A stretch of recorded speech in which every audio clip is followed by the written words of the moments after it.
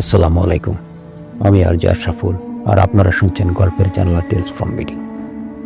একজন নবাব, যিনি বিশ্বাস করতেন তিনি কখনো মরবেন না। একটি রাজপ্রাসাদ যেখানে রাত নামলেই শোনা যায় অশরীরীদের পথচারণা।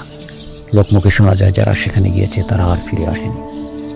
আজ আমরা নিয়ে এসেছি ইতিহাসের এক সত্য কাহিনী, যেখানে রাজত্বের শেষ মুহূর্তে উচ্চারিত হয়েছিল এক ভয়ঙ্কর অভিশাপ। 1856 সাল। ব্রিটিশরা তখন ধীরে ধীরে ভারতবর্ষের শাসন নিজের হাতে নিচ্ছে। সেই সময় ওদের শেষ নবাব ওয়াজিদ আলী শাহ ছিলেন এক অদ্ভুত শাসক। তিনি ছিলেন কবি, সঙ্গীত, কিন্তু রাজনীতি ও ষড়যন্ত্রের খেলায় হারিয়ে গিয়েছিলেন।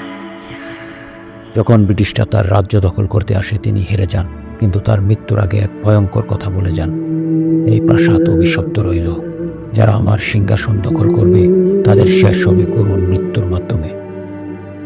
লোকমুখে শোনা যায় নবাবের মৃত্যুর পর থেকে সেই রাজপ্রাসাদে শুরু হয়েছিল একের পর এক অদ্ভুত ঘটনা। 1947 সালের স্বাধীনতার পর একদল গবেষক সিদ্ধান্ত নেয় তারা ওই পুরনো রাজপ্রাসাদ পরিদর্শন করবে। প্রাসাদটি তখনও পরিত্যক্ত ছিল। সেখানে কেউ রাত কাটানোর সাহস করত না, কারণ বলা হতো নবাবের ছায়া আজও সেখানে ঘুরে বেড়ায়।